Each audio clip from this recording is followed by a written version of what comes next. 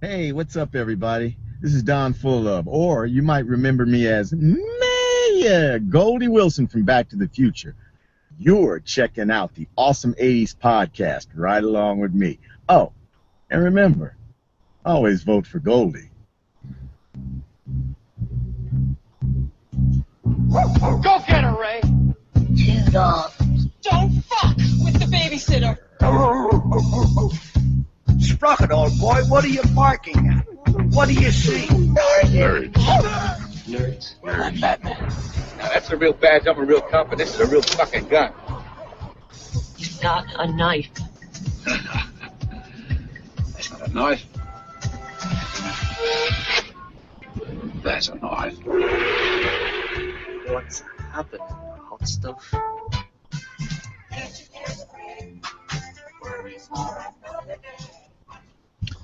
Hello again, everybody, and welcome to another episode of the Awesome 80s Podcast. This is Michael. This is Lawrence. Hi, Michael. How are you? I'm great. How are you? Fantastic. Thanks to Donald Full. We just got that in our email box this morning. That was so nice of him. Yeah, I was up playing with my laser discs, and I realized somebody just emailed me. I'm like, what is it? Oh my God, it's Donald Full. It's pretty cool. The mayor from Hill Valley, if you're not familiar. What laser discs? Have you got any new ones recently? No, I got E.T., I got Raising Arizona, I got a couple other ones too. That's good. That's good. We're not talking about the. No, I'm asking. We're not going to discuss the email situation. Is that correct? I don't think so. Okay, because it's happening a lot. Okay, yeah, I saw that. Okay, as long as you're aware. Okay. But we have a guest today. Hi, Garon. Hey guys, how's it going? Awesome. Garon of PopCultureBeast.com and Never Not Funny. That's me. Garon, you are watching one movie a day for every day of 2015. How is that going? It's going good. Seen a lot of good stuff. Seen some other stuff. Sure, I know what category this movie will fall into. Maybe you do, maybe you don't. Oh, little mystery. Well, we thank you for joining us as always, Garon. It's my pleasure. Favorite guests. I think you may have more appearances than any other guest on the show now. I think you. I mean, I'm not the mayor of Hill Valley or anything, but I'm glad to be here. It's always tons of fun. Few of us are, Garon. Few of us are. So normally when you're on the show, we do some sort of horror movie. Last week I sent you a list of a few movies, and this one you had not seen, correct?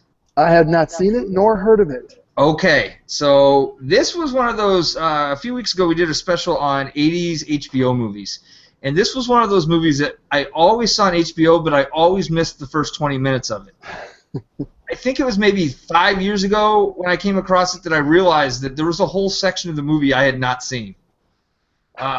Michael, this is one of your classics as well, I believe. I believe this is one of the movies we bonded over in our first interaction with each other, whatever, how many, 15-something years ago. Were you the same way, or did you always watch it from the beginning? I think it was one of those things that they just ran on loop, and eventually you'd see the whole movie, but never in a row. Yeah. This movie is very interesting. It often gets confused with the movie Once Bitten. Have you ever seen Once Bitten, Garon? I have not seen Once Bitten, but I do own Once Bitten. Oh! Well, there you go.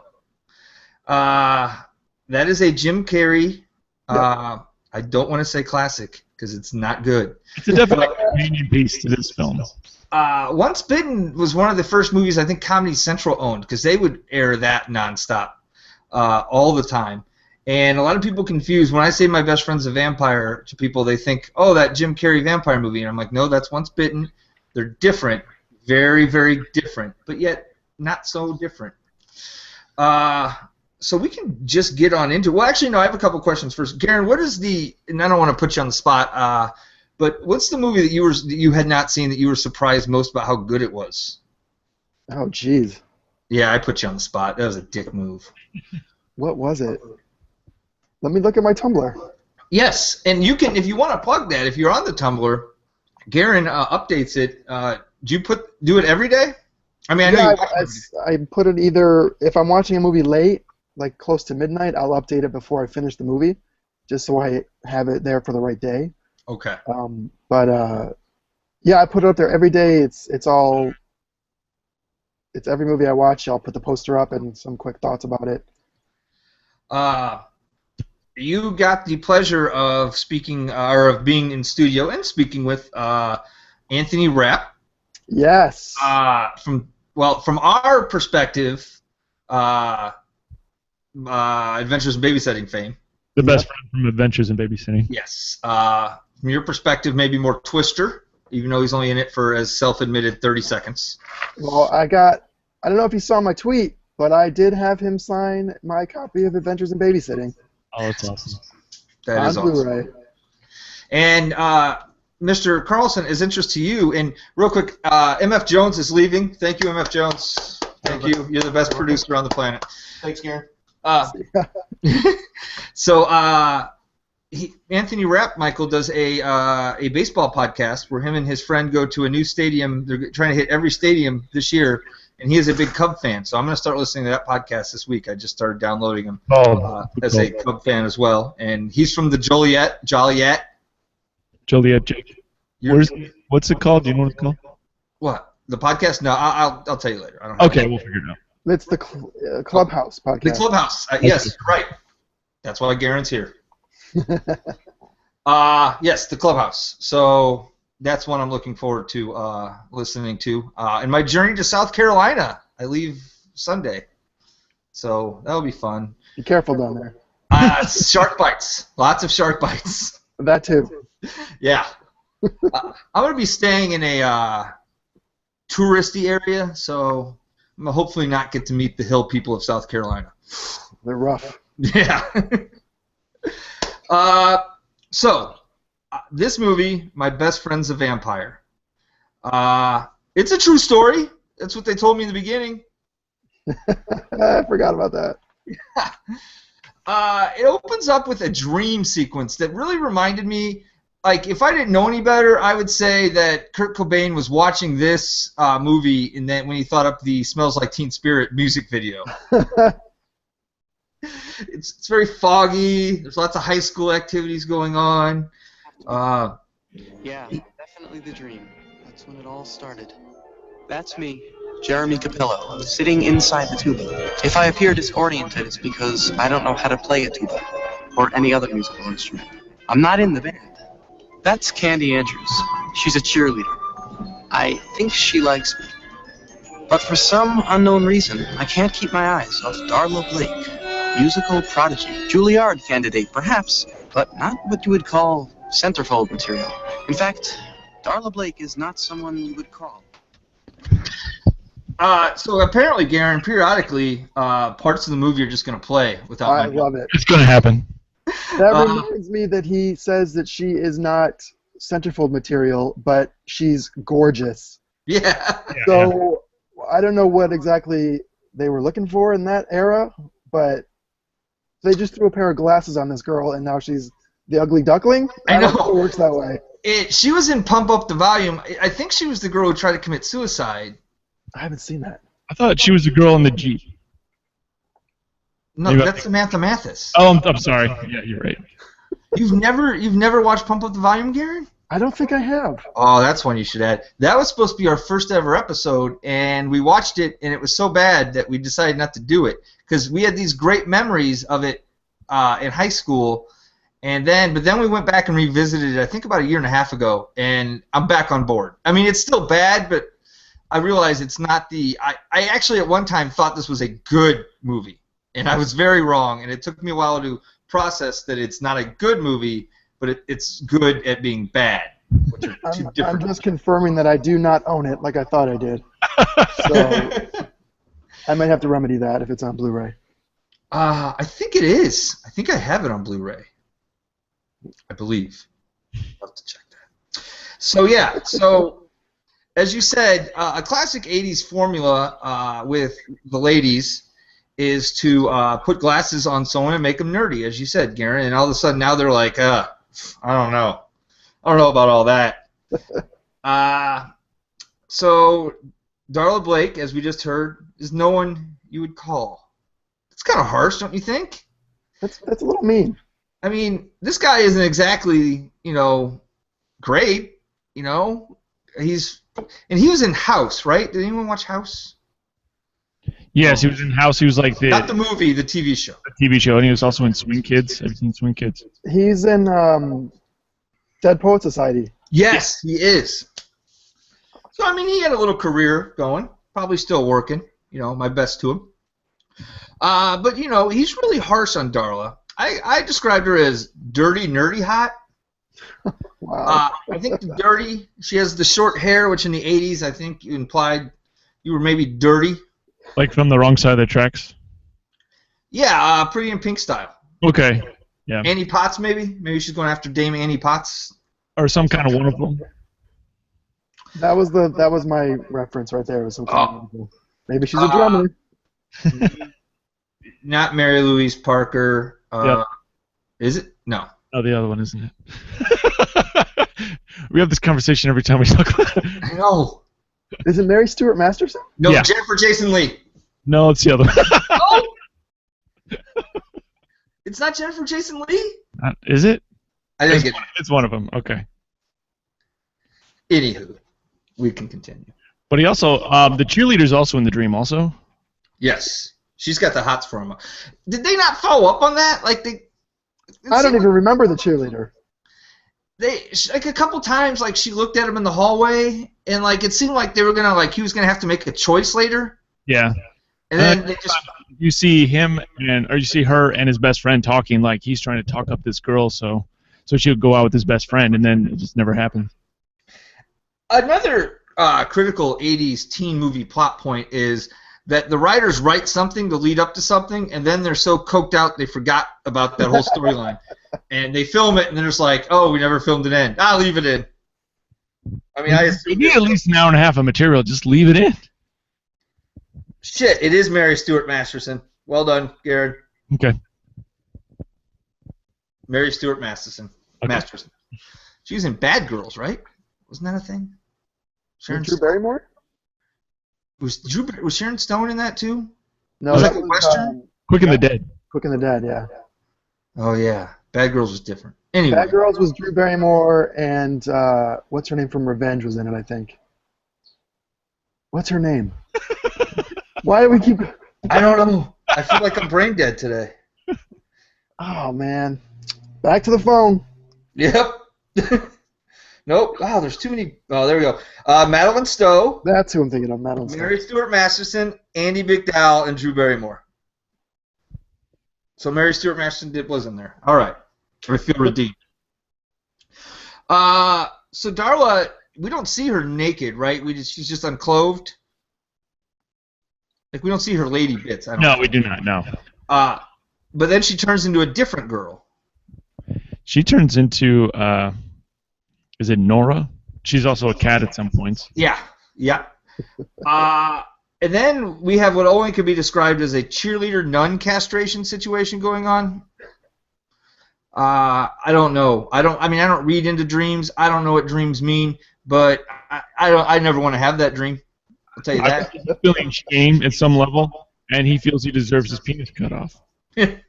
Oh, well, thank you for reading into that. Good. We go back to the house now. He wakes up. He goes downstairs. Now, his parents are people in movies or in TV. I didn't look him up, but his dad has been bald for like 40 years. That guy has never had hair. Poor guy. It's like the Steve Martin white hair thing. Like, he's had white hair for, ever.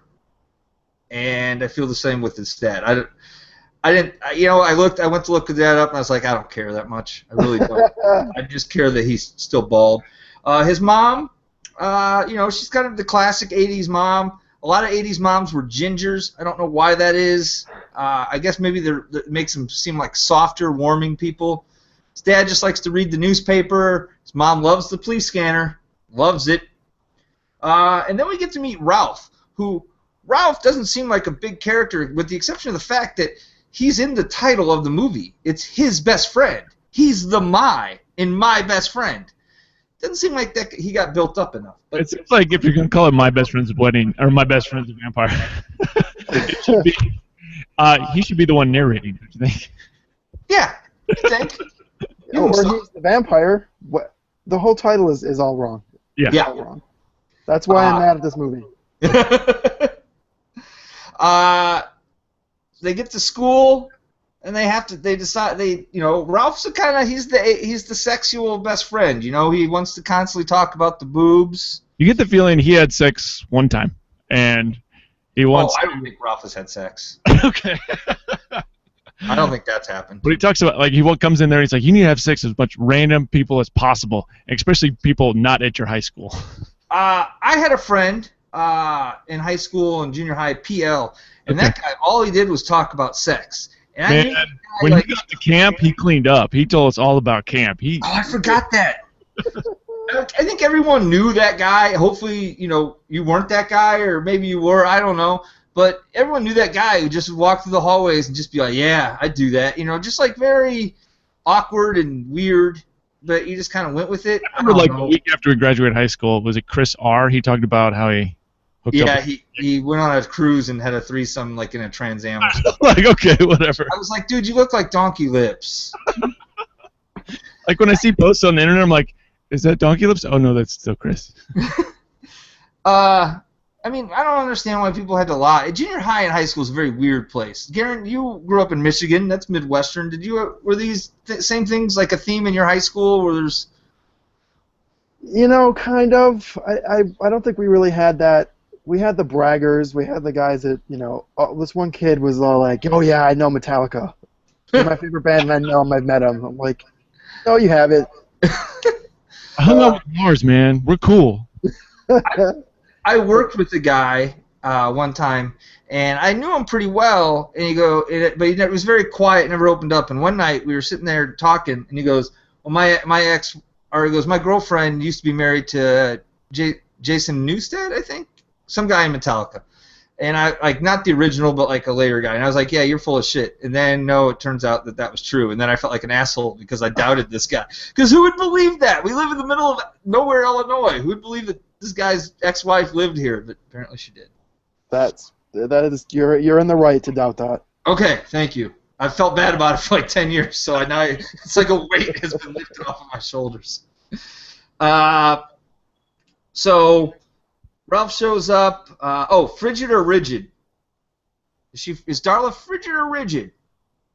That's the question that Ralph poses. I don't think high schoolers would say that. I don't think frigid or rigid are words that a sexual being like Ralph is going to use to describe a lady. But it is what it is. So he's kind of like staring at Darla in class. She sends him a note. There was not a "Do you like me or not?" Check mark box on that.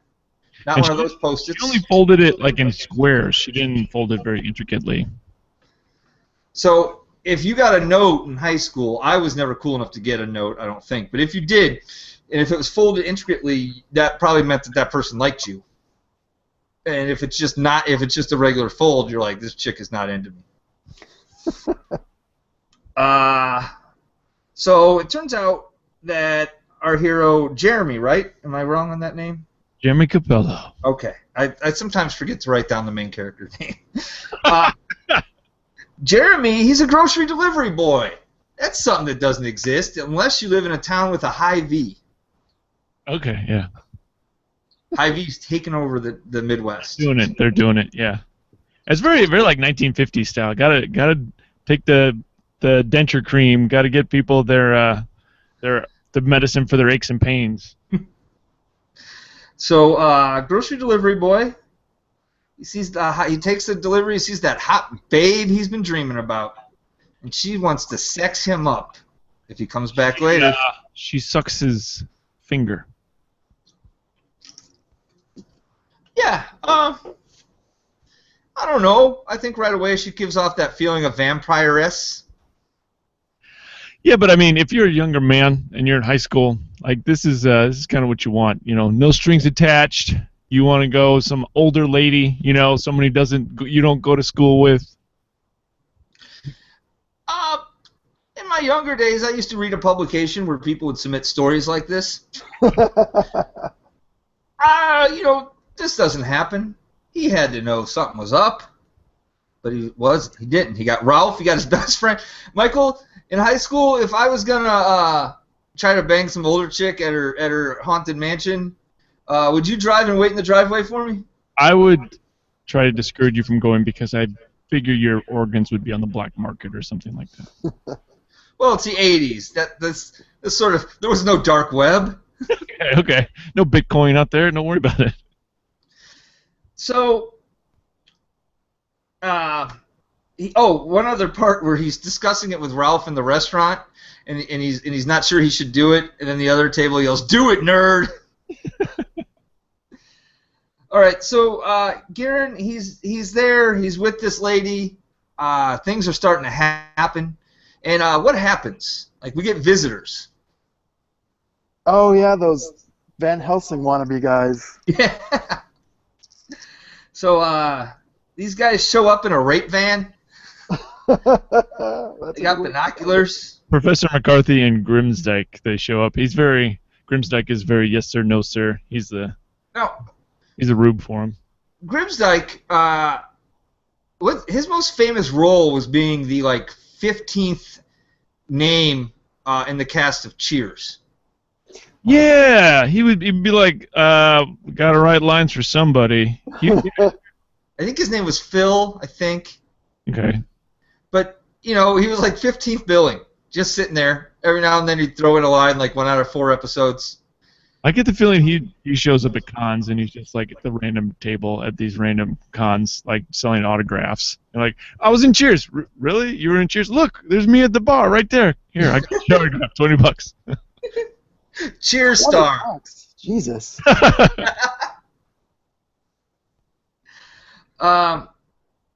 So did you notice anyone notice what Ralph's license plate said? Was it the Beaver Hunt? Beaver Hunter or something, wasn't it? Yeah, Beaver Hunter. I mean, it's kind of icky. I don't know. I think he meant that literally. Oh. It could be. I don't think my mother would have approved. I mean, I had Disco Stu license plates, and I thought it was the coolest person ever. Yeah. So, even though he doesn't advertise, you advertised. You wouldn't believe how many people said that to me.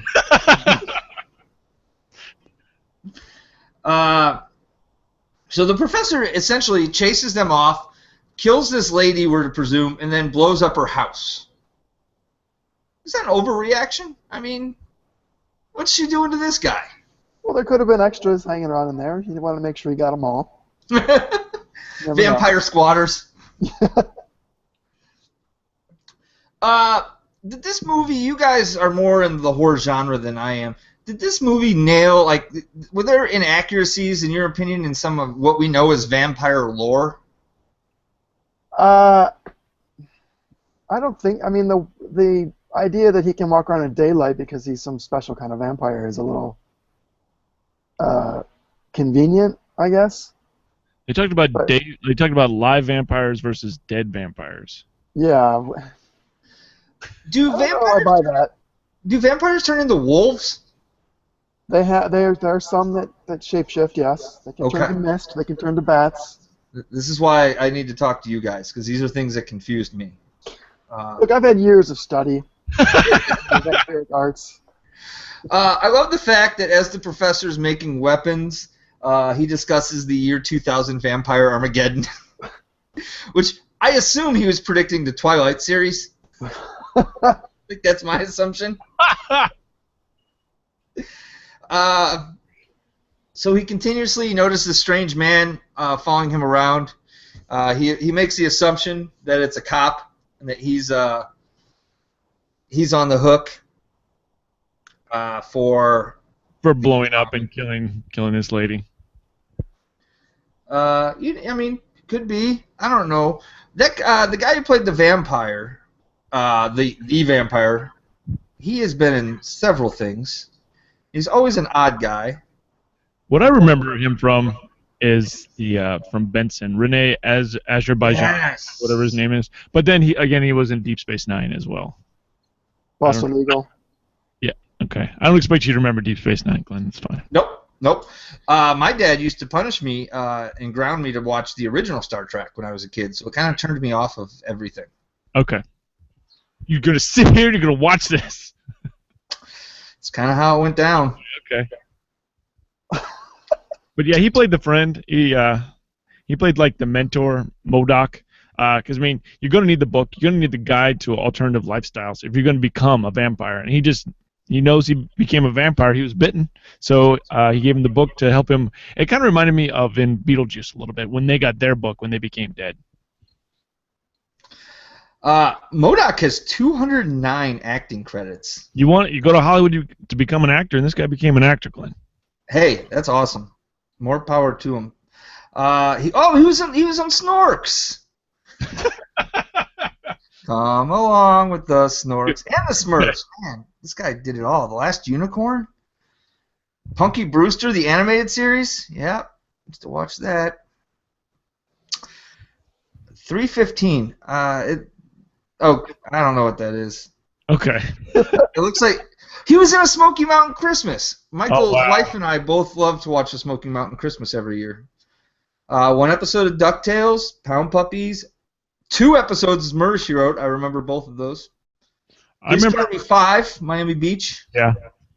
Back to Smoky Mountain Christmas. I remember we've been married like 10 years now. Probably 2 or 3 of those Christmases, it'll be like Christmas morning. She'll be like, "We haven't watched Smoky Mountain Christmas yet. This is bullshit." Well, your priorities are straight. Her priorities are straight. Garon, I don't know if you know this. Since last time you've been on, Michael has had a lady baby. I saw that. Congratulations. Thank you. Are you baby? Sometimes we'll be doing a podcast, and I notice that he's doing something off screen, and he's babysitting, like rocking the cradle while doing this. So is she in the area today? She's going to the STL to St. Louis to go watch fireworks. Oh, left you. Now you're in your profession, Michael. Tomorrow's probably a hot button day for you Go guys. day. It's a go day. People are going to have unlicensed campfires all throughout town. People are going to be lighting fireworks and then throwing them immediately into their garbage. Like it's going to be all hands on deck tomorrow. So do you guys all have to come in and work? No, not everybody, but I mean it's going to be. You're not probably going to get sleep, but it'll still be fun. All right. Well, thanks for putting out those meth fires in Galesburg, You're Illinois. welcome. That's what happens. Lots of meth fires.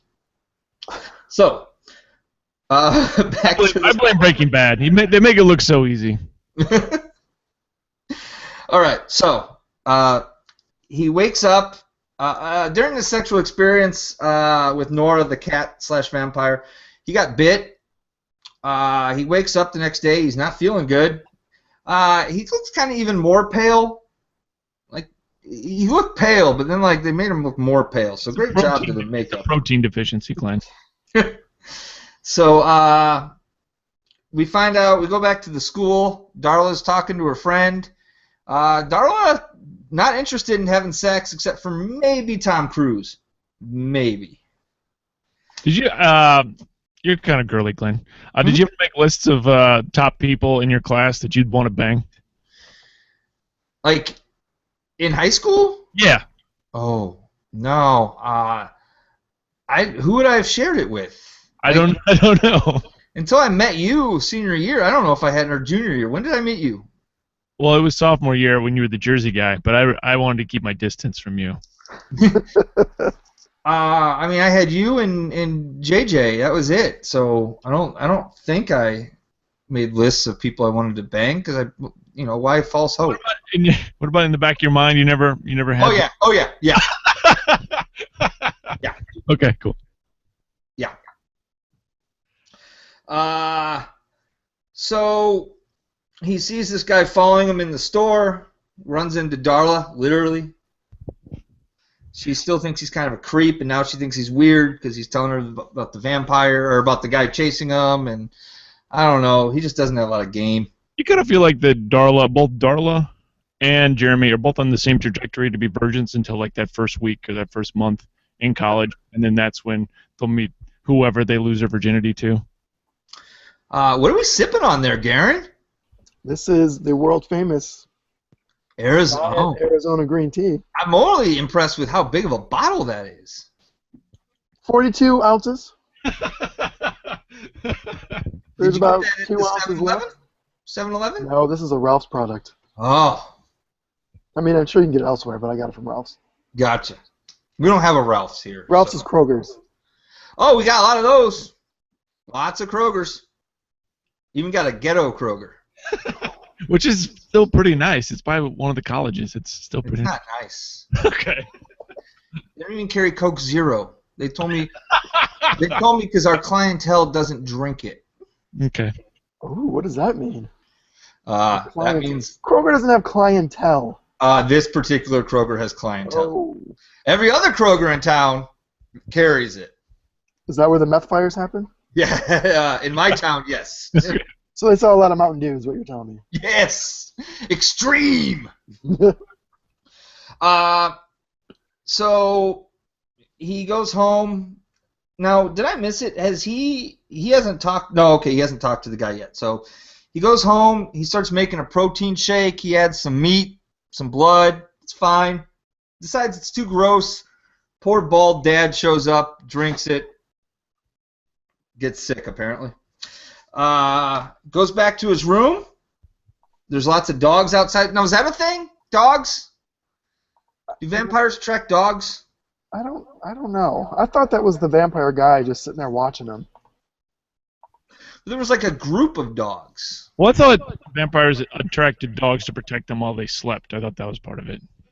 Oh, I think I skipped that class of vampiric arts. I'll have to watch some So- more Dark Shadows. Okay. Let you know.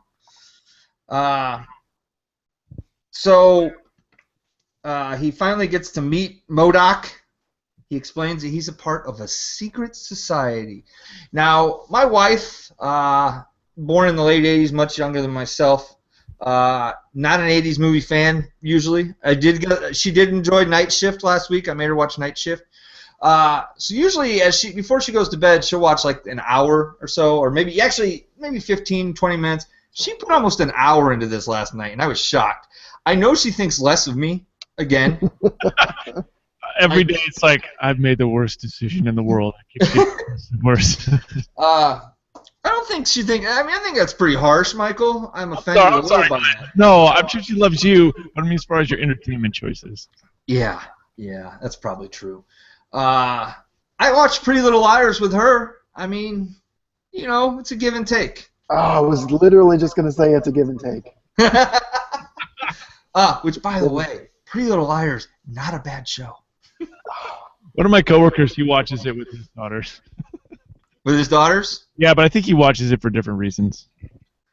Well, they're actually they're all in their late 20s, even though they play 16, so it's probably not as creepy as... Okay.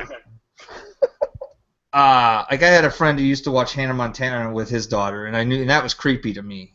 But this is not the Just love the music.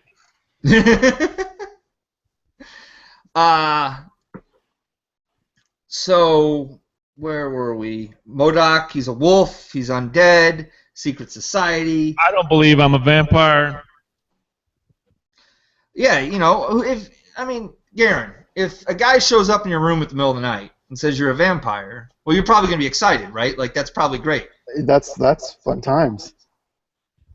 To this guy, to Jeremy, not so much. Not too happy about it.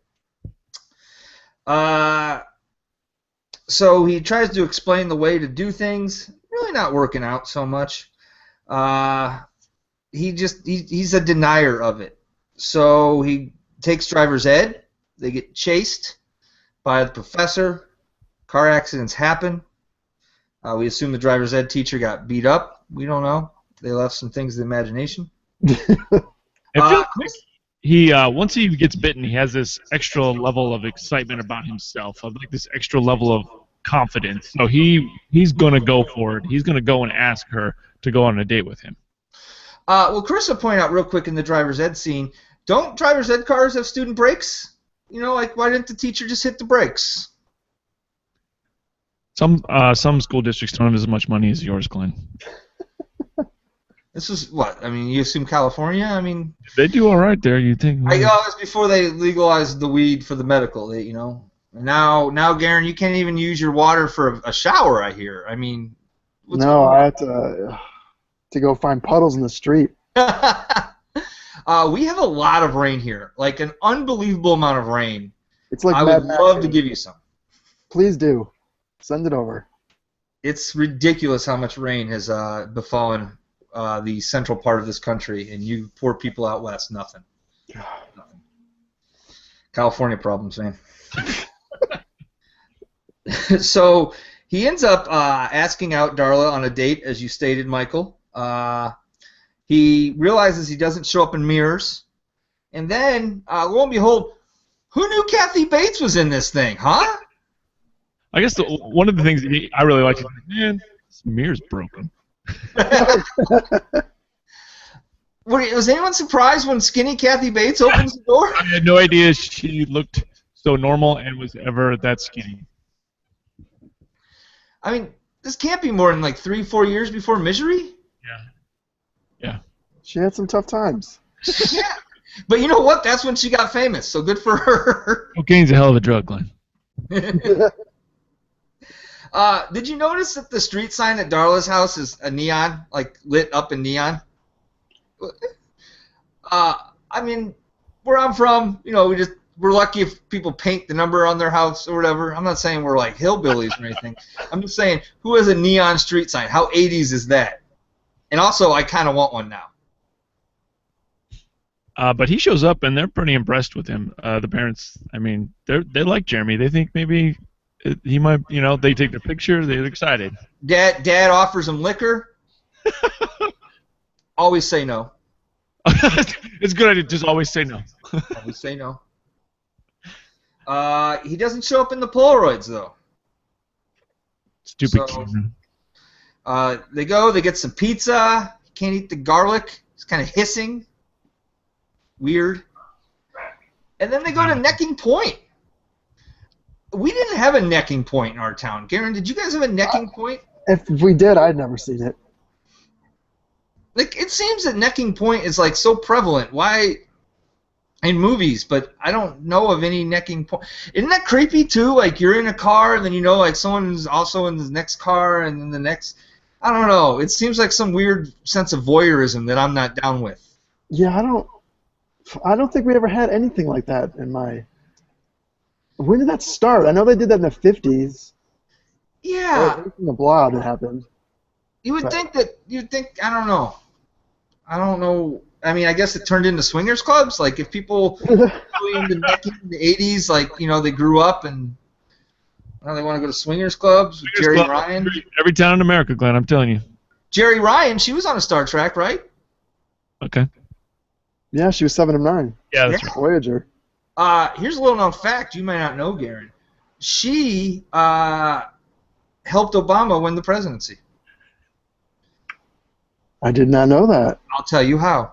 Obama was running in our very state for his first Senate seat, and she running against her ex-husband, who was projected to beat him. It was like a neck-and-neck race because he was like the hot Republican who was going to be president one day, and Obama was the hot Democrat, and it was like 50-50 for months. And then someone leaked their divorce papers where it said that he forced her to go to swingers clubs and things like that when they were married. I remember that. And then, bam, he was gone like the next day.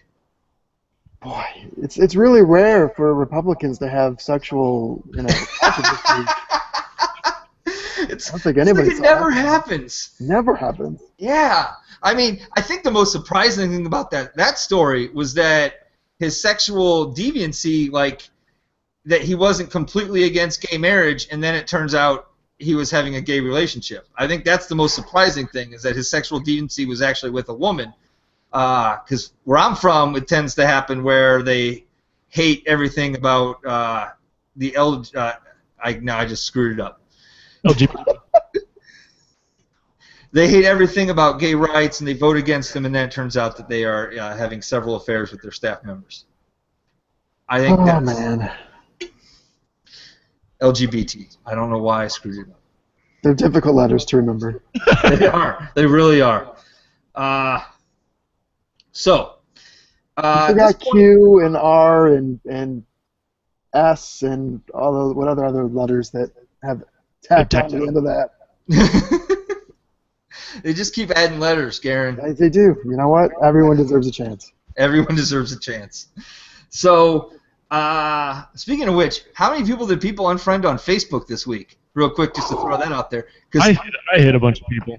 I started unfriending on Friday night. It was either that or my head was going to explode. I didn't have to do it. I was surprised. I thought at least one person would say something. Your friends are much better than mine. I mean, your Facebook friends. Like, I don't know these people for the most part, you know.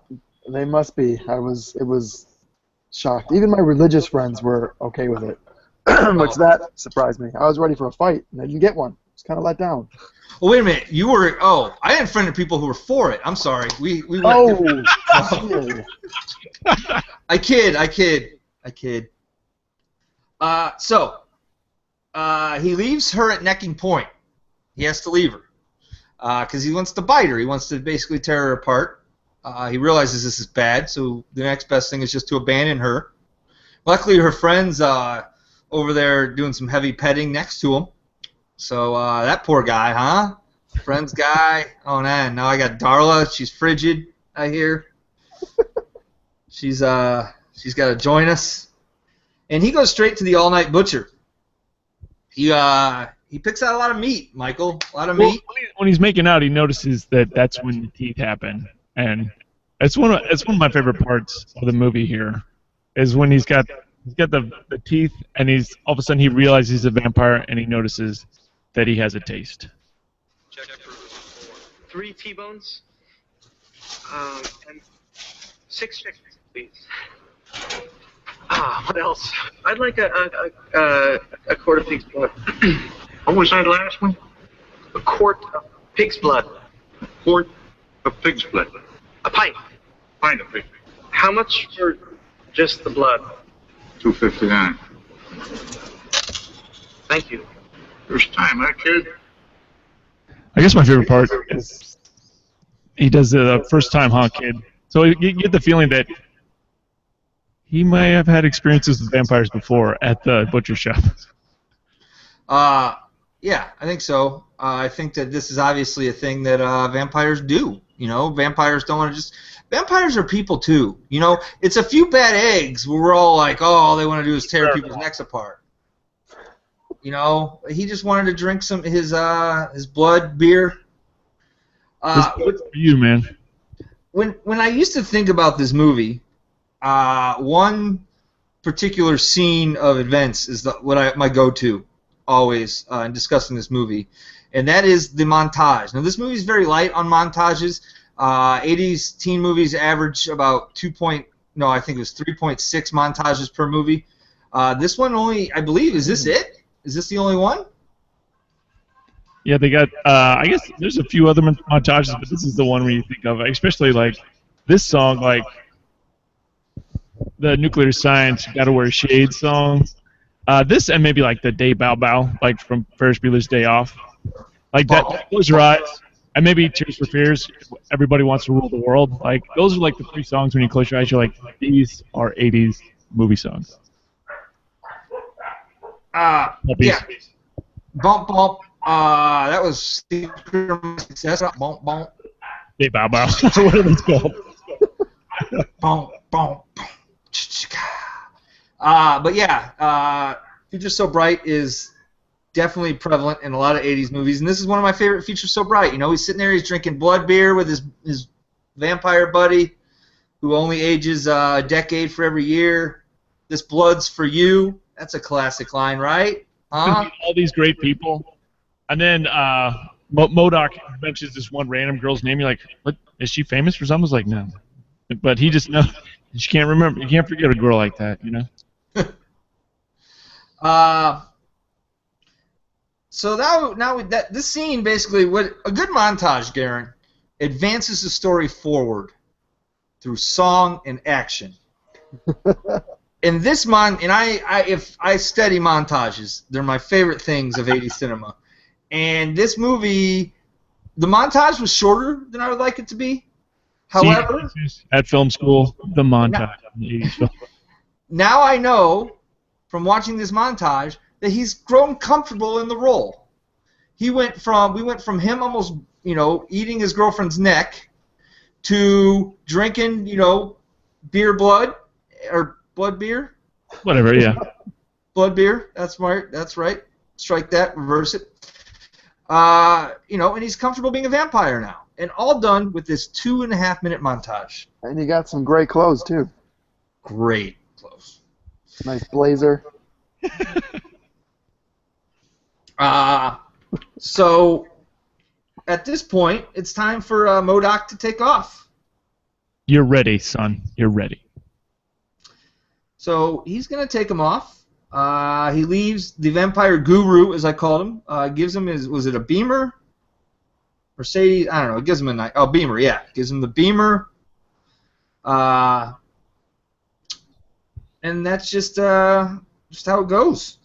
And I guess the biggest threat here would be from the vampire hunter, because he sees that there's 1990s just around or year 2000s just around the corner, and he's got to go and kill these vampires. Otherwise, that's it. The world is over. He's the last vestige of hope for the human race.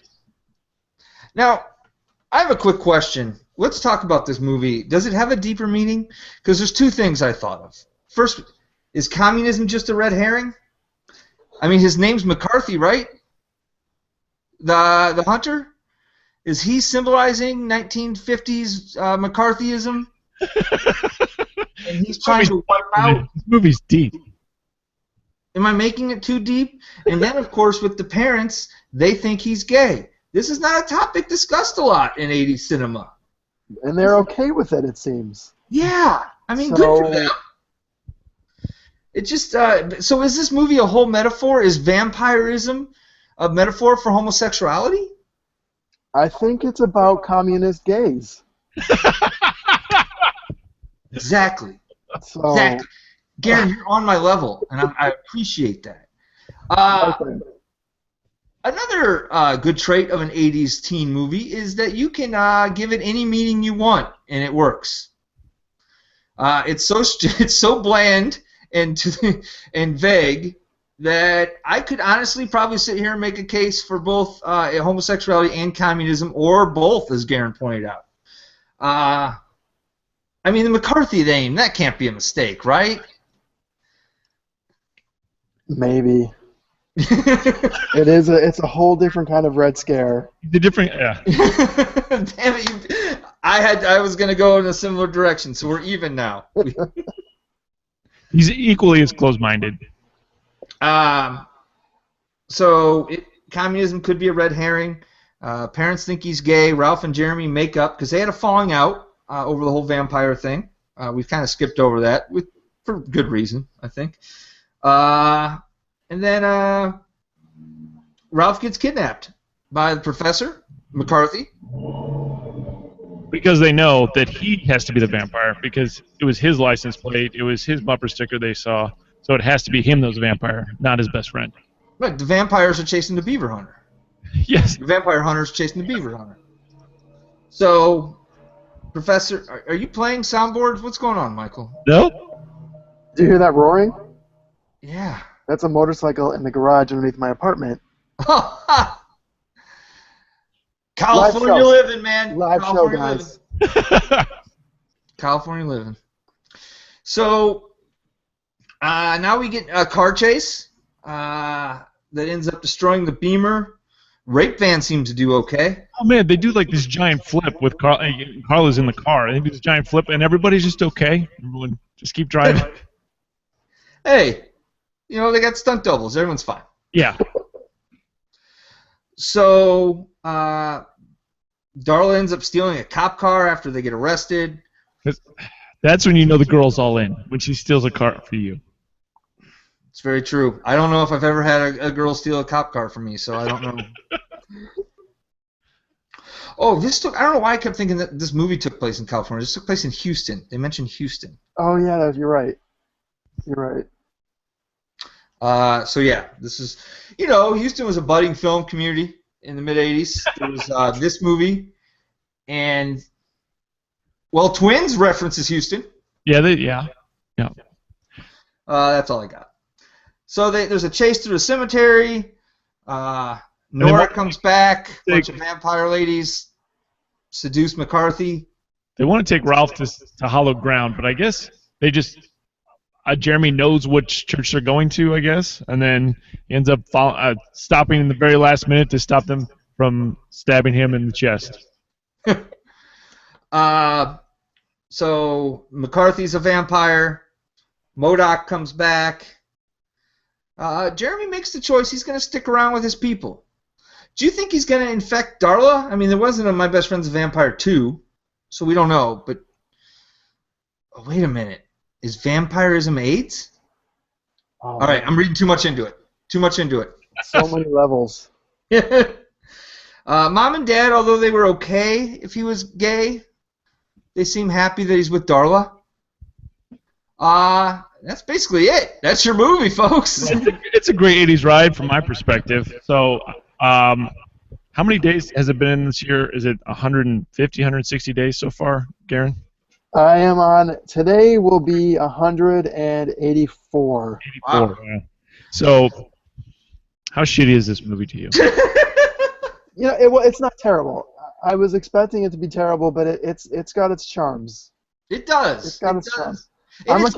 I'm a little confused as to why this isn't a Corey Feldman, Corey Haim movie. Budget. That's got to be budget. Yeah.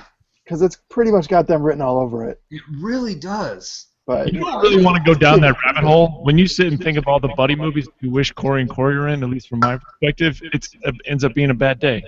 So. Garon, so what movie are you watching today? I don't know yet. Oh, time's ticking. Well, I guess it's earlier over there in your part of the world. It's 1 o'clock here, so I got all day. I'm trying to think of the last movie I know you were assigned. What did Anthony Rapp tell me to watch? Cache, which I've discovered I've actually already seen, so I probably won't watch that. What else? That's The Ice Harvest. Ooh, did you watch that? I did. It was good. I liked it. I wanted to watch that. I've always wanted to see that movie, and I never did. So it's good. It's good. Harold Ramis. Oh, okay. I don't know if I knew that. I didn't know it either until it came on the screen. Like, Harold Ramis directed this? He's a sneaky director. Yeah. Or did he act or was he? No, he just directed it. Okay. Yeah. Couple things, real quick. First of all, I've been down a computer for a couple weeks, and so this show could not be put on without the help of Bobby Joe. Thank you, Bobby Joe, so much for lending us your laptop and going through great pains, and also, once again, MF Jones for setting said laptop up and delivering it to me every time I need it. New laptop on its way. It's Big Brother season, guys. As you guys both probably, I think Garon from a past episode we may have discussed this. Michael, have they started watching it in the firehouse yet? No, the old guy that usually watches it, he's on vacation right now, so I think he comes back in a week and a half. So it's only been on for 1 week, and they're playing the game hard right off the bat. So it's going to be a very interesting year. And they have their first trans character on there, so that's pretty awesome. And she's, I drafted her in my fantasy draft. But wait a minute. Wait. Hold on. Okay. You have a Big Brother fantasy draft? So this is something I created on my own last year, Garon. Now I'm in 2. I have 2 leagues I'm running. Like in Vegas, you can bet on anything in Vegas, and Glenn, you can have a fantasy draft about anything. Garon, twice a week I listen to a show that you were a part of where you guys bet on everything. So You're right. Garon, since there's no template out there for this, I had to create it. So there's 16 players. Each person gets 2 the first round because they put videos out before the show starts, so you can watch like 2 minutes of every person. So each person watches the videos and make a list, and it's random draw. So when it's your turn, you pick who you want, and then the second round is completely random. We just pull when it's your turn. We just pull a name out of a hat, and that's the person. And then me and MH, our good friend, developed a point scale. So you get different points for different things throughout the week, including if you hook up on what's called a showmance. Yeah. So these are the things I do to entertain myself. Look, I think you got something. You might need to take this wide. Yeah, I mean, if this allows me to meet Julie Chen someday, then I'm happy. Get in touch with the guys at FanDuel. Tell them, look, I got this new draft. It's a popular show. It's an international show. It's worldwide. It is. It is. You'll be rolling in the money. I will. When I get that first big break, I'm flying out to LA, Garon, and Set it up. I'm gonna hang out, and you're gonna sneak me into the Never Not Funny studios as MC Light's bodyguard, and great fun will come from there. I'm looking forward to it. Well, I'll talk offline. Real quick, I have one more quick shout out to the. I got to participate in a radio show this last week from the guys at the Old School Wrestling Podcast. You can find that at flairchop.com. That was a lot of fun. I thank them. They are our little sister podcast. We started podcasting, and they openly took our idea and ran with it. Not that we invented podcasting. However, 6.5 years ago, there were not a lot of these things going on, and I think it was Adam Curry, and then Jimmy Pardo, Adam Carolla, and then us. No, Ricky Gervais is in there. I think we're the 5th ever podcast, is what I'm saying. The 5th. That's a lie. I'm lying, but we're up there. We're up there. You're one of the Godfathers. We're like in the family. We're like the cousin who always screws up stuff. Those paintings of famous Italian TV and film heroes you find at the fair and at gas stations. We're one of those guys in the corner. Garon, do you have anything to promote? Pop Culture Beast, alive and kicking? Yes. I don't know what else I have. I mean, I guess I don't need to promote Never Not Funny. It's not like I'm the draw. But yeah, Pop Culture Beast. My book, which I still have to mail yours to you. Yeah, come on. It's right here. Oh, can I see it? You got a book? Right here. Yeah, I bought a copy of his book. Oh, wow. It's in reverse, though. Get on Amazon, Demonic and Other Tales. It's good stuff. Yours will be in the mail this week for sure, 100%. Whatever, So is it an anthology, or what is it? Is it all... It's a collection of short stories, horror stories. I really wish I lived in LA to take advantage of some of these free shows that pop up in my Facebook feed like twice a day. It really bums me out. I can check and see if we can get stuff for your area too. Okay, we have a couple of music venues. I'd be happy to do some reviews. We can. Yeah, let me know what they are, and I'll reach out to some people and let them know we have. That would be awesome. That area. Open. I mean, I just saw Weird Al Yankovic. I mean, I don't know if that means anything. He's a guy. Well, Champaign always gets a lot of cool people. Yeah. So, all right. Well, I will do that. I will reach out to you. Michael, anything else from you? Once again, I did want to thank Garon. Thank you for being on the show. Thank you. It's my pleasure. I love doing it. I also want to thank Gordon S., Matt R. for their feedback, and then Mr. Rizzo with 1Z. Thank you so much for contributing, and Casey, Larry W., Bill H., Randy G., and Bobby Joe. Thank you so much, and Aaron S., both of you. Yes, thank you to all of you. Garon, if we go by our normal tradition, you will be back in about 2 months for the fall TV preview. Oh, awesome. So, yeah, I think you've done it 2 years, maybe 1 year. I don't know. You've done it either way. I think it was 2. I think you've done 2. Done 2. So you'll be back for that soon, and then Halloween time. So we kind of got you on a schedule. Good. Hey, I'm here anytime you guys need me. Okay, cool. Appreciate it very much. We have hopefully a couple exciting guests coming up. More on that to come. I don't know if we'll be doing a show next week. We might be taking a week off. We're going to discuss that offline here shortly. So if we are off next week, I hope everyone has we'll have a great 4th anyway. And we will see you the week after. Or maybe we'll pop up and I'll just do it from the beach again, like I did last year. That caused great problems in my life of trying to get that coordinated, so I don't know if we'll be doing that. Okay. Either way, stay awesome, everyone. Thank you so much, Garon. My pleasure. Thank you so much, everybody. Stay awesome. Game over, man. Take me out! Oh, Mr. Hyde. Au revoir! Au revoir, baby! Au revoir, Simone! Yep. I said it before and I'll say it again. Life moves pretty fast. You don't stop and look around once in a while, you could miss it. It's Miller! Sit, Ubu, sit. Good dog.